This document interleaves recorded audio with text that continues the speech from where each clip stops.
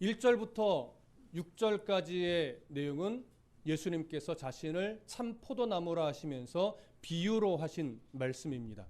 예수님이 자신을 참 포도나무라고 말씀하신 이유는 하나님께서 애굽에서 뽑아 약속의 땅에 심으신 포도나무가 바로 이스라엘이었는데, 이스라엘은 참 포도나무로서의 역할에 실패했습니다.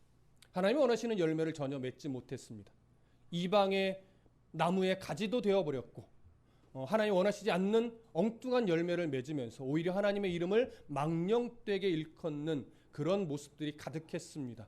그래서 그의 실패를 하나님은 이스라엘을 버리는 것으로 이끌어가지 않고 오히려 참 포도나무로서 열매 맺는 일에 실패함이 없으신 예수 그리스도를 참 포도나무로 심고, 오히려 이스라엘은 참 포도나무신 예수님의 가지가 될 수 있는 길을 열어주심으로 말미암아 그들에게 열매가 달릴 수 있는 그런 놀라운 은혜를 베풀어 주셨습니다.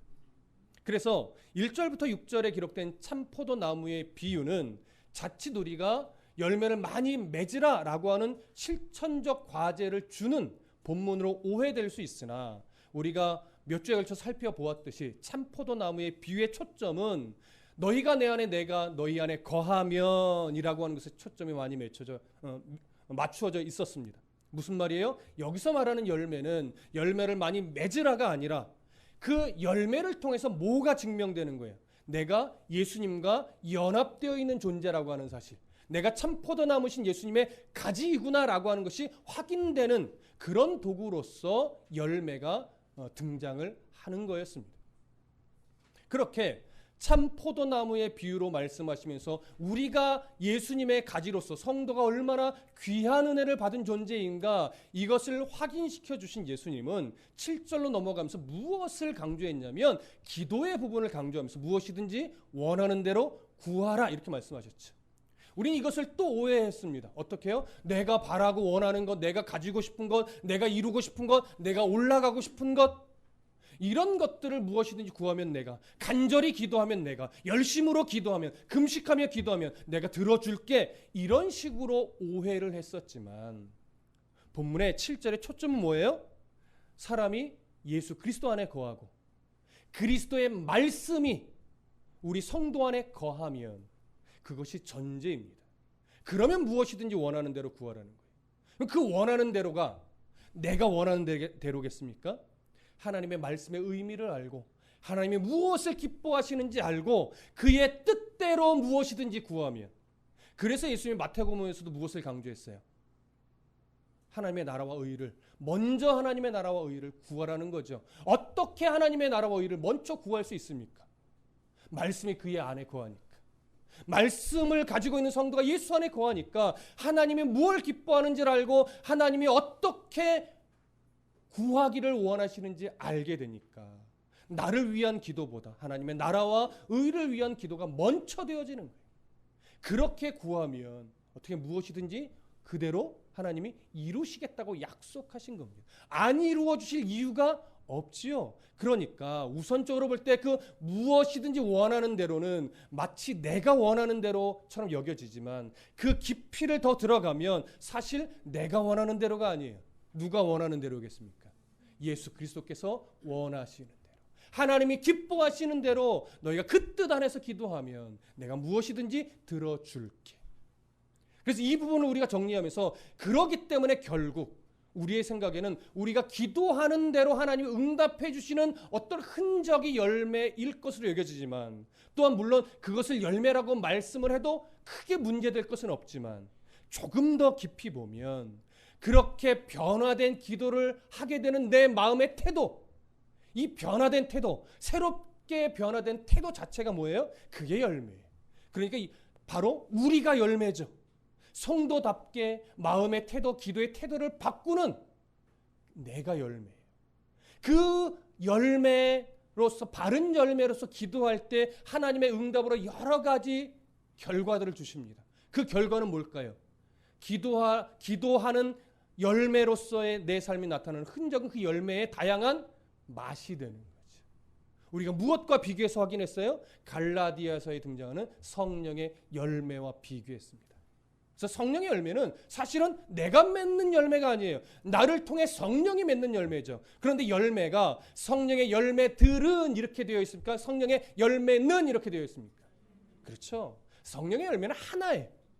성령이 내 삶을 새롭게 바꿔가시면서 맺는 열매죠. 그러니까 성령의 열매는 사실은 성도 개개인이 열매예요. 성령이 딱 붙잡고 계속하여 새롭게 바꿔내시는 그 성도가 열매이고, 그렇게 바꿔내심으로 말미암아 성도의 삶에 다양하게 변화되는 흔적들이 있잖아요. 사랑이 깊어지고, 온유해지고, 자비해지고, 충성되게 되어지고, 오래 참게 되어지고, 이런 현상들이 내 삶에 일어나요. 그건 뭐예요? 변화된 성도의 열매로서의 다양한 맛인 거예요. 그러니까 그것까지도 열매라고 해도 큰 문제는 없어요. 그러나 여러분, 하나님이 기뻐하시는 열매는 바로 여러분입니다. 저예요, 저. 근데 우리가 주저앉아 있으면 열매가 안 되죠. 말씀 앞에 기도하며 찬송하며 내가 이걸 잘못 생각했구나 하면서 자꾸 변화된 삶의 모습을, 변화된 삶의 태도를 내가 가져가요. 그것이 하나님이 우리에게 원하시고 바라시는, 성령을 통해 나를 바꿔내시는 열매인 겁니다. 기억하십시오. 바로 여러분이 열매입니다. 오늘은 그렇게 기도라고 하는 것을 통해서 열매가 무엇인지를 가르치신 예수님은 하나님의 영광이라는 측면으로 오늘 본문을 또 이끌어 가십니다. 자, 본문을 보실까요? 8절 함께 읽겠습니다. 시작. 너희가 열매를 많이 맺으면 내 아버지께서 영광을 받으실 것이요 너희는 내 제자가 되리라. 자, 이 구절을 그냥 우리가 오늘 한글의 번역대로 눈에 들어오는 대로 이해하면 어떻게 이해가 되냐면, 성도가 삶 속의 열매를 많이 맺으면 누가 영광 받아요? 하나님이 영광 받아요. 하나님 영광 받고 그로 인해서 우리가 뭐가 돼요? 예수님의 제자가 된다라고 이해가 돼요. 사실은 그렇게 보아도 문제는 없지만, 그렇게 되면 어떻게 되냐면 열매를 많이 못 맺으면 우리는 예수님의 제자예요, 아니에요? 아니라고 하는 결론으로 간단 말이에요. 그럼 앞에서 우리가 성령의 열매, 또 참포도나무에 비유해서 정리했던 열매의 초점과 조금 다르게 되지요. 그래서 우리는 오늘 이 8절을 조금 더 원문에 가깝게 이해를 해야 바른 이해를 가질 수 있어요. 자, 원문을 직역하면 어떻게 되느냐? 너희가 열매를 많이 맺고 제자임이 증명되어지면 하나님께서 영광을 받으신다, 이렇게 되어 있어요. 그 번역이 좀 다르죠. 한글 번역이 약간 열매를 맺으라의 초점을 조금 두고 번역을 한 것처럼 저는 여겨져요. 그런데 원문으로 보면 하나님이 영광 받으시는 것이 뒤로 가 있고, 열매를 많이 맺는 것, 그리고 예수님의 제자로서 증명되는 것, 이 두 가지가 함께 먼저 갑니다. 그리고 나서 하나님이 영광을 받으시는 거예요. 그럼 다시 한번 생각해 보십시오. 열매를 많이 맺는 것과 예수님의 제자로 증명되어지는 것은 같은 것일까요? 다른 것일까요? 같은 거예요? 다른 거예요? 입술 모양이 잘 안 보이는데 같은 겁니다. 열매를 많이 맺는 것 자체가 무엇을 드러내는 거냐면, 예수님의 제자구나 라고 증명이 되는 거예요. 그렇게 열매를 많이 맺음으로 말미암아 내가 예수 그리스도의 제자라고 하는 것이 세상 가운데 또 주변 사람들 가운데 증명이 되면, 그걸 통해서 하나님이 뭐 하신다는 거예요? 영광 받으신다는 거예요. 기뻐하신다는 거예요. 예수의 마음이, 하나님 마음이 즐거워진다는 거예요. 그러니까 제자인 것이 입증되는 삶이 곧 열매를 많이 맺는 삶인 거죠. 여러분, 무슨 말씀인지 이해되십니까? 그래서 열매 맺는 것과 제자라고 하는 것이 증명되어지는 것은 따로 분리되는 것이 아니라 이것은 같이 하나인 거예요. 같이 가는 거예요. 자, 그러면 이제 하나 확인을 해야죠. 그러면 제자임이 증명되는, 즉 열매 맺는 삶은 어떤 삶을 말하는 거냐? 사실 이미 앞에서 몇 번 정리가 되어졌던 부분이지만 다시 오늘 본문에 입각해서 정리를 해보면, 여러분 요한복음 13장으로 한번 가보겠습니다. 요한복음 13장 34절과 35절을 읽어보겠습니다. 요한복음 13장 34절과 35절. 함께 읽습니다. 시작. 새 계명을 너희에게 주노니 서로 사랑하라. 내가 너희를 사랑한 것 같이 너희도 서로 사랑하라. 너희가 서로 사랑하면 이로써 모든 사람이 너희가 내 제자인 줄 알리라. 자, 예수님은요, 성도가 예수님이 주신 새 계명, 그게 뭐예요? 모든 율법을 완성함으로 말미암아 하나로 딱 압축하면 그게 새 계명이에요. 뭐예요? 너희가 서로 사랑하라. 근데 그냥 사랑이 아니라 어떤 사랑이에요? 내가 너희를 사랑한 것 같은 그 사랑으로, 뭔가 이익을 기대하고 내가 사랑하면 저 사람도 나에게 뭔가를 주겠지, 그런 것을 기대하는 사랑이 아니라 그저 생명까지도 그의 영혼을 위해 내어주셨던 그 사랑처럼 우리도 그 받은 사랑을 아낌없이 내어주는 그런 사랑으로 서로 뭐 해야 된다는 거예요? 서로 사랑하라는 거죠. 그것이 새 계명이라고 예수님이 강조하셨습니다. 그렇게 사랑하면 그 사랑이 많은 사람들에게 보여지고 경험되어지고 하면 많은 그 사랑을 보는 사람들이 너희를 뭐라고 인정하게 된다는 겁니까? 제자라고. 그럼 이 맥락과 오늘 15장 본문의 맥락이 같을까요? 다를까요? 같지요. 그러니까 열매 맺는 삶은 결국 예수님이 주신 이 새 계명을 마음에 새기고 주님께 받은 그 사랑을 가지고 세상을, 이웃을, 가족을, 형제를 사랑해 내는 것. 뭔가 보상을 바라는 것이 아니라 그저 내가 이만큼 받았으니 나도 그 사랑을 흘려 보내는 그런 태도로 사랑해 내는 것.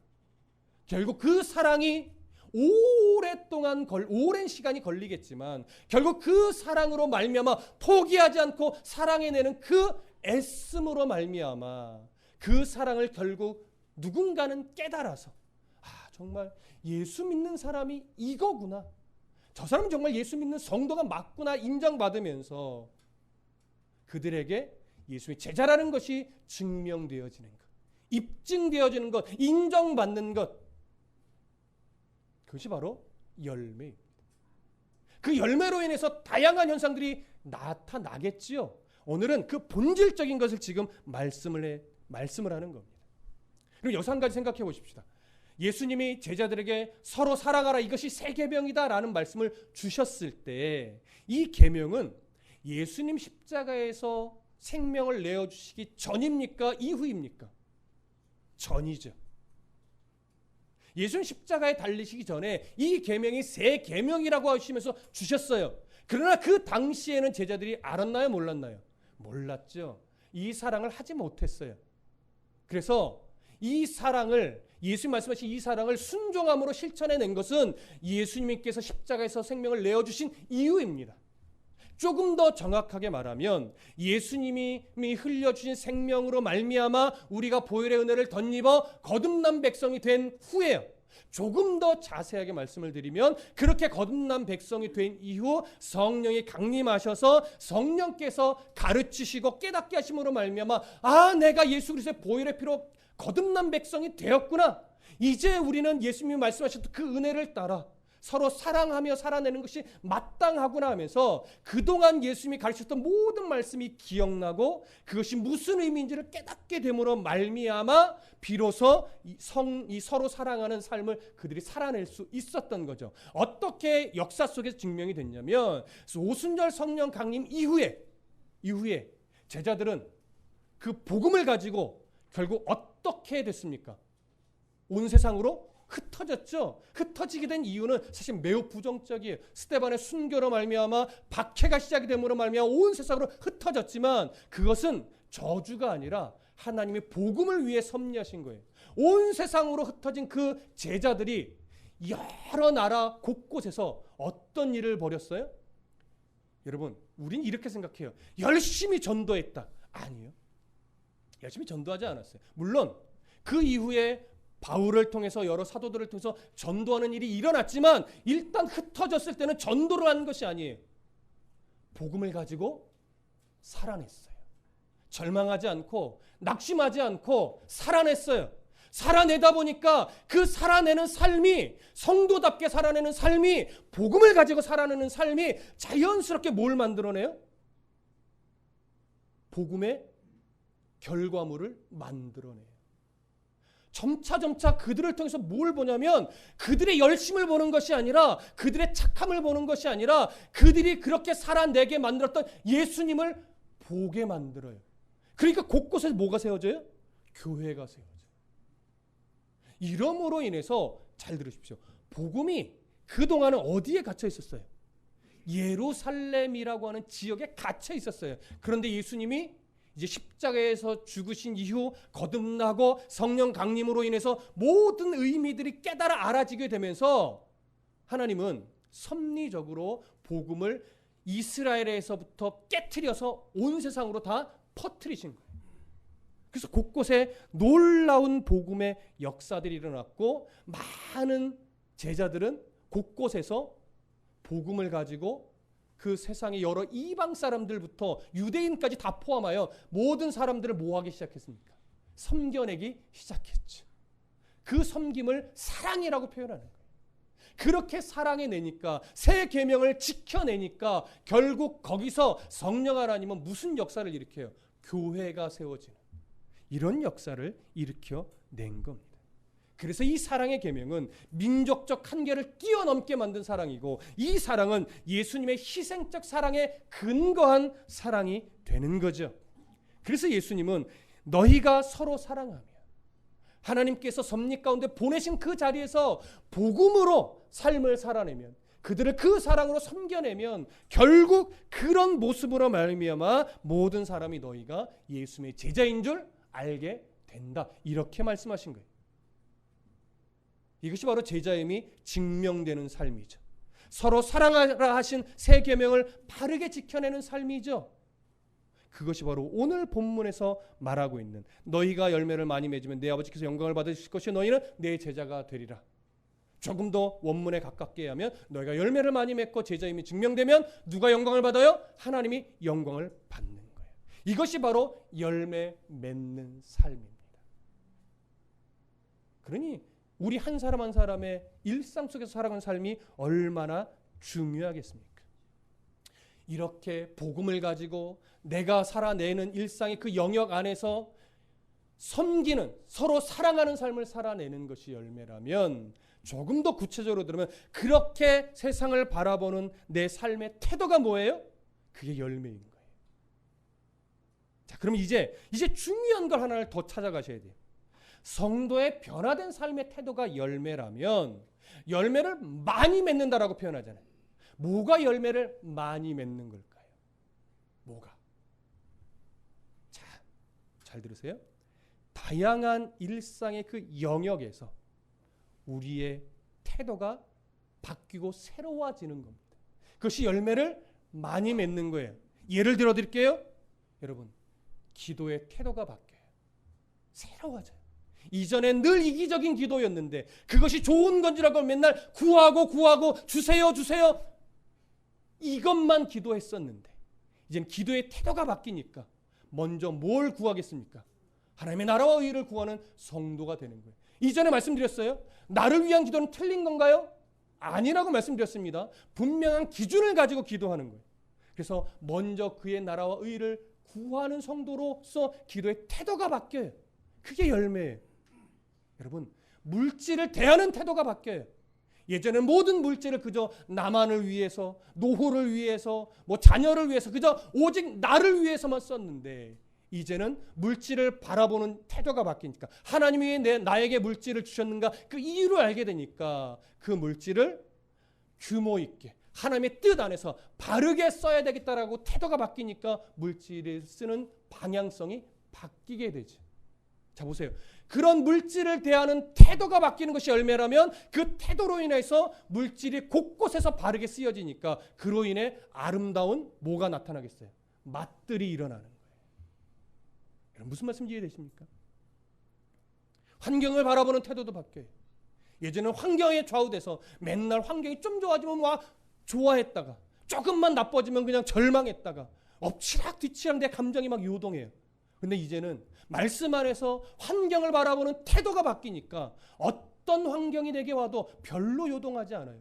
많은 것이 주어졌다고 한껏 교만해지는 일도 없고 하나님이 걷어가셨다고 해서 절망하지도 않아요. 왜? 물질의 주관자가 하나님이라는 걸 알고 환경의 주관자가 하나님이란 사실을 아니까 그것으로 요동하는 것이 아니라 왜 이런 환경을 주셨을까를 먼저 생각하면서 그렇다면 내가 지금 이 환경 속에서 어떻게 살아가야 하나님이 기뻐하실까를 생각하죠.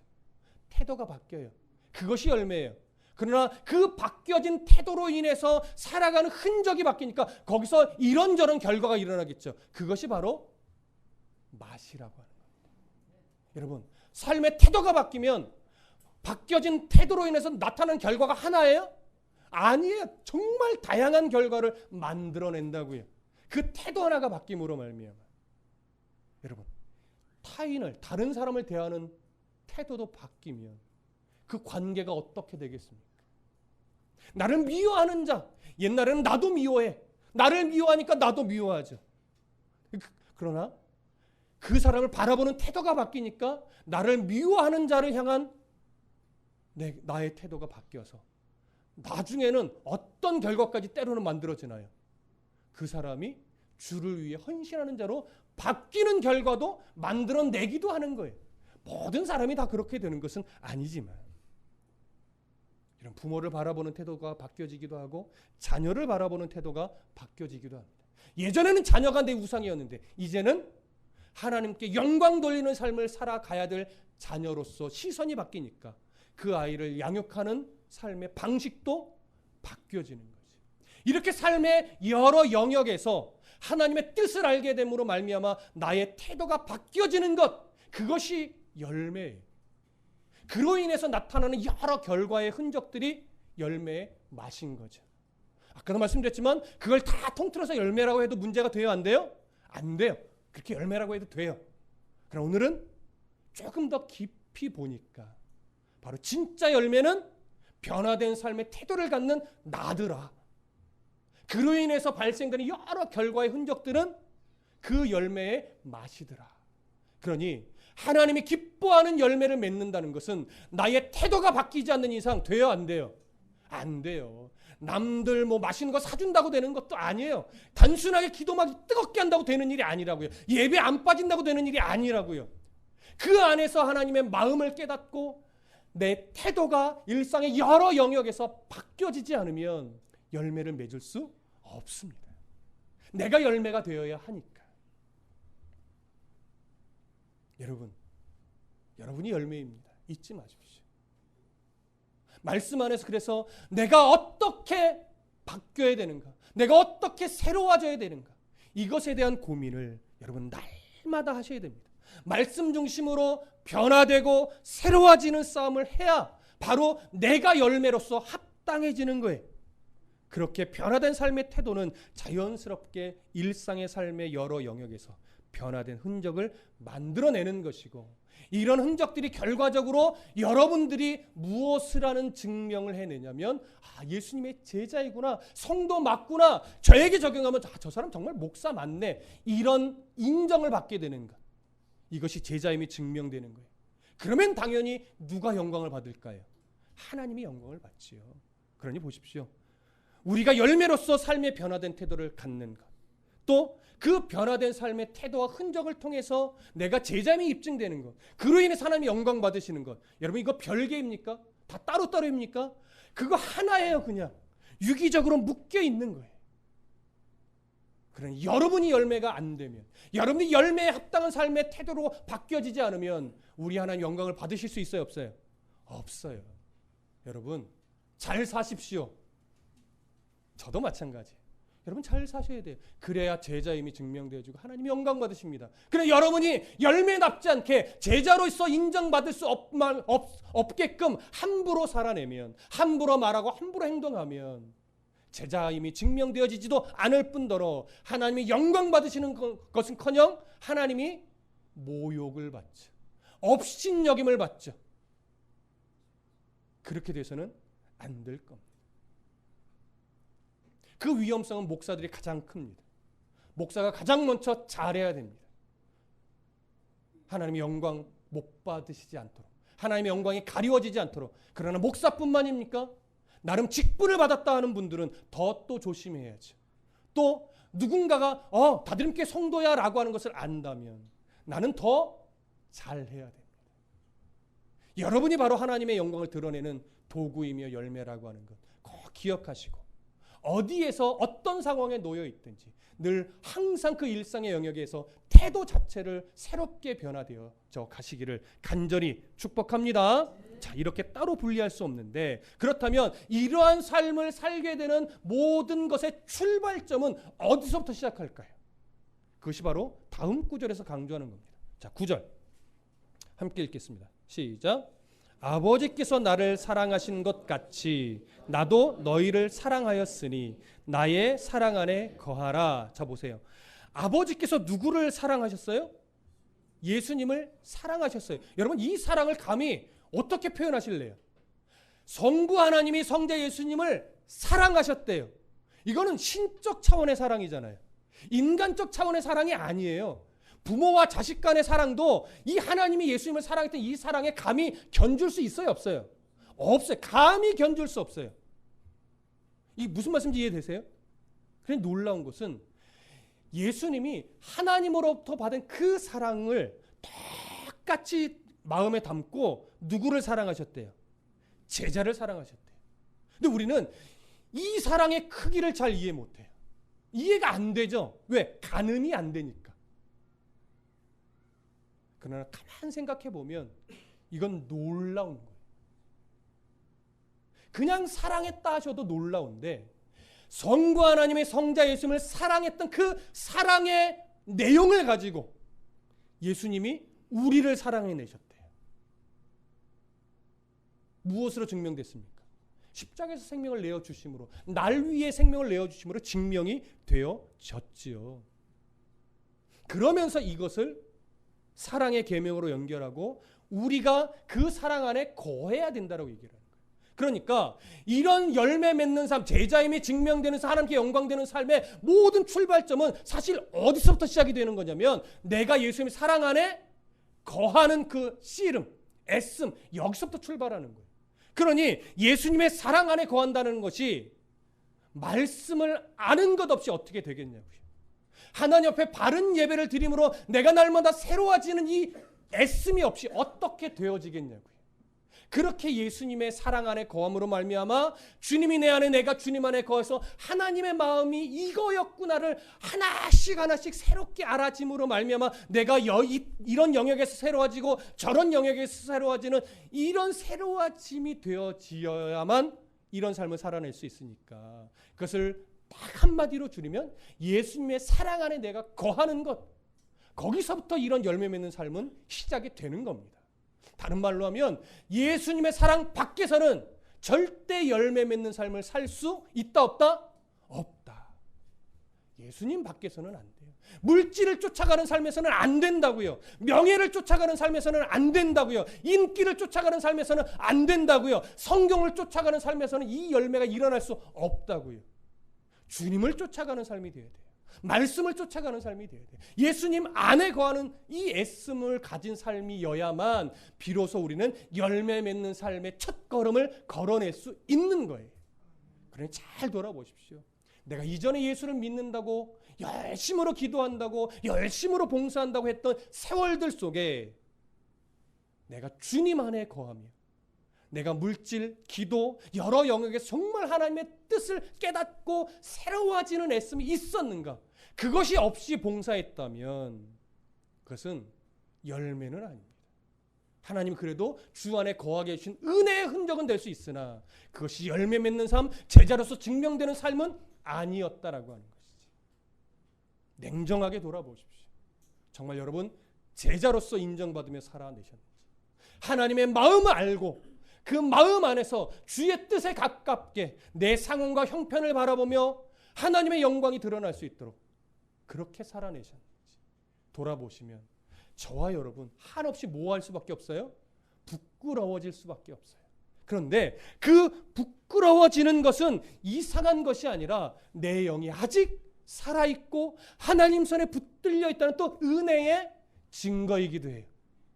그러니까 지금 또 이 말씀에 부딪힘을 받고 새롭게 모든 영역에서 주를 알기 위해 힘쓴다면 하나님은 또 그런 우리의 중심을 보시고 뭐 하시겠습니까?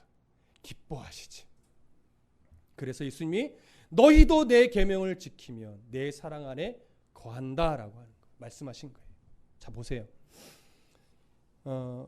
9절 아버지께서 나를 사랑하시는 것 같이 나도 너희를 사랑하였으니 나의 사랑 안에 거하라 말씀하시면서 10절에 뭐라고 말해요? 내가 아버지의 계명을 지켜 그의 사랑 안에 거하는 것 같이 너희도 내 계명을 지키면 내 사랑 안에 거하리라. 여러분 이 의미를 조금 바르게 이해하십시오. 예수님께서 하나님의 사랑 안에 거하는 것이 하나님의 계명을 지켰기 때문인가요? 자칫 한글 번역으로 보면 그렇게 오해하게 돼요. 아니에요. 예수님께서 하나님 아버지의 사랑 안에 거하는 것은 결국 무엇으로 증명되어진 거냐면 하나님의 뜻, 하나님의 계명을 지켜내는 것으로 증명되어졌을 뿐이지 계명을 지켜내셨으니까 하나님의 사랑 안에 거하는 것 이건 아니란 말이에요. 동일하게 너희도 내 계명을 지키면 내 사랑 안에 거하리라. 이거 무슨 의미겠어요? 너희가 기꺼이 예수님의 계명을 알고 사랑하는 삶을 살아내는 것으로 너희가 그 사랑 안에 거하는 자임을 뭐하는 거다? 증명되어지는 거다. 증명하는 것이다. 그래야 앞의 내용과도 맥락이 같아지는 겁니다. 여러분 주님의 사랑 안에 거하는 애씀을 갖고 있으면 자연스럽게 우리는 예수님의 제자라는 것이 증명되어지는 거예요. 여러분 이런 예수님의 제자로서 주님의 사랑 안에 거하는 삶 무엇으로 살 수 있겠습니까? 그러나 결코 이런 삶이 쉽지는 않죠. 정말 어려워요. 그런데 그 어렵지만 그때마다 생각해야 되는 것은 아까도 얘기했지만 하나님께서 예수님을 사랑해내셨던 그 사랑으로 예수님 우리를 사랑해내셨다는 것이 얼마나 큰 감격인지를 그때마다 생각하면서 기꺼이 나도 그 사랑을 받은 자로서 내가 사랑해내야지 이 고백을 해야 되는 거예요. 그러면 그 포기하지 않고 그런 삶을 살아내는 과정 속에서 우리는 하나님을 더 바르고 깊게 알아가게 될 것이고 아는 만큼 또 우리는 모든 영역에서 새로워질 것이고 새로워져서 그것을 대하고 행하는 삶이 바뀌면 거기서 정말 하나님이 기뻐하는 흔적들이 많이 일어날 거예요. 여러분 이런 삶을 살아낼 때 여러분 놓치지 말아야 될 진리 하나가 이겁니다. 로마서 8장 39절에 보면 높음이나 깊음이나 다른 어떤 피조물이라도 우리를 우리 주 예수 그리스도 안에 있는 하나님의 사랑에서 끊을 수 없느니라. 우리가 때로는 아직 내 고집이 많고 내 안에 욕심이 살아있고 내 안에 게으름이 너무 많아서 하나님의 뜻을 분별하지 못하고 그저 내 욕심대로 살아감으로 말미암아 야 나는 정말 열매 맺는 삶이 없는데 이거 어떡하지? 난 버림받은 자인가? 이런 생각을 문득 하게 될 수도 있어요. 그러나 그때마다 이 말씀을 기억하셔야 됩니다. 이미 예수 그리스도를 통하여 우리를 사랑해내신 하나님은 이 사랑에서 그 어떤 권세도 그 어떤 것도 우리를 끊어낼 수 있는 자가 없어요. 또한 예수님도 우리와의 이 관계를 끊지 않으십니다. 또한 예수님은 그 어떤 상황에도 우리를 절대 포기하지 않으십니다. 그래서 어느 때가 될지는 모르나 결국 우리는 포기하지 않는 예수님의 사랑으로 말미암아 열매 맺는 삶을 살아내게 되어 있습니다. 그것이 인생의 끝자락일 수도 있겠지만 끝내 예수님은 우리에게 그런 삶을 살게 하시고 그 고백을 하게 하시고 주님 나라를 가게 한단 말이에요. 그래서 우리에게 필요한 것이 뭐냐면 이런 사랑을 해내시는 예수 그리스도의 사랑을 뭐하는 거? 신뢰하는 거. 이게 정말 중요합니다. 성령 하나님이 도우실 겁니다. 이 말씀을 아멘으로 받으신다면 이제 날 향한 이 사랑을 신뢰하시고 이 사랑을 신뢰함으로 말미암아 우리도 서로 사랑해내는 새 계명을 지켜내는 이 씨름에 최선을 다하셔야 합니다. 그러기 위해서 기도와 일상을 분리시키지 마십시오. 예배와 일상을 분리시키지 마십시오. 나의 모든 말과 행실이 기도가 되고 예배가 되고 찬송이 될 수 있도록 날마다 날 사랑하신 그 사랑을 잊어버리지 마셔야 돼요. 기억하셔야 돼요. 구원의 은혜를 기억하셔야 돼요. 길을 가다가 문득 화가 난다면 아, 나 구원받은 백성인데 이걸 기억해내셔야 돼요. 어느 순간 자존심이 확상해서 나의 다혈질적인 분노가 딱 치밀어 오를 때 뭘 기억해내셔야 돼요? 나 같은 놈을 위해서 예수님이 생명을 내어주셨는데 내가 그 사랑을 받은 자인데 이걸 생각해내셔야 돼요. 그래야 그 분노, 감정 이런 하나님이 기뻐하시지 않는 마음의 이 욕심, 생각들을 뭐 할 수 있어요? 바르게 붙잡을 수 있어요. 그래서 그때 내 성질대로 표출해내는 것이 아니라 이렇게 하면, 이렇게 말하면, 이렇게 행동하면 내가 제자임이 증명되지 않고 하나님의 영광이 가리워지겠지? 이 생각을 먼저 하는 거예요.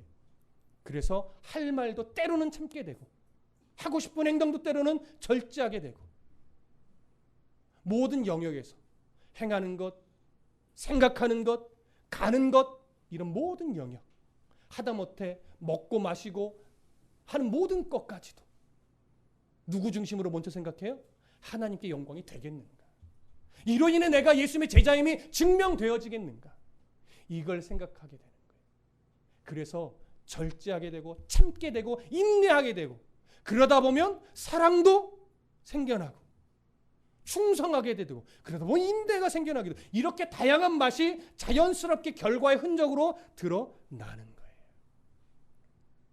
여러분의 일상의 말과 행실이 바로 기도이고 예배이고 찬송이라는 것은 이런 의미입니다. 그렇게 하나님이 드러나지. 자, 마지막 11절 읽겠습니다. 시작. 내가 이것을 너희에게 이름은 내 기쁨이 너희 안에 있어 너희 기쁨을 충만하게 하려 함이라. 자, 이제 오늘 제가 이것을 이렇게 강조한 결론인데요. 이제 저를 잘 들으세요. 제 말씀을. 이렇게 예수님이 말씀하신 이유가 뭐냐 이 얘기를 하는 거예요. 이렇게 일상의 열매 맺는 삶, 제자임이 증명되는 삶, 그로 인해 하나님의 영광이 드러나는 삶, 그것을 기도와 일상, 예배와 일상 분리시키지 말아라 이렇게 계속해서 강조한 이유가 뭐냐? 내 기쁨이 너희 안에 있어. 그럼 여기서 말하는 기쁨은 우리의 기쁨이 아니죠. 누구의 기쁨이에요? 하나님의 기쁨, 예수님의 기쁨이죠. 그러면 우리 안에 있기를 바라시는 예수님의 기쁨, 하나님의 기쁨은 어떤 기쁨일까요? 우리 이렇게 생각하게 돼요. 전도 많이 하는 모습을 하나님이 기뻐하시겠지.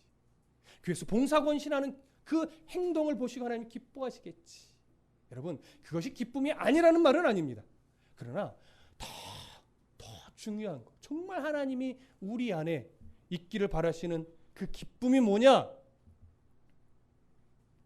예수님의 보혈의 은혜를 우리가 덧입어서 죄의 올무에서 해방이 돼서 정말로 구원받은 백성으로 살아가는 내 모습을 바라보는 것, 그것이 예수님의 기쁨이 하나님의 기쁨이에요. 마치 무엇과 같으시냐면 창조를 행하면서 보시기에 심히 뭐했더라?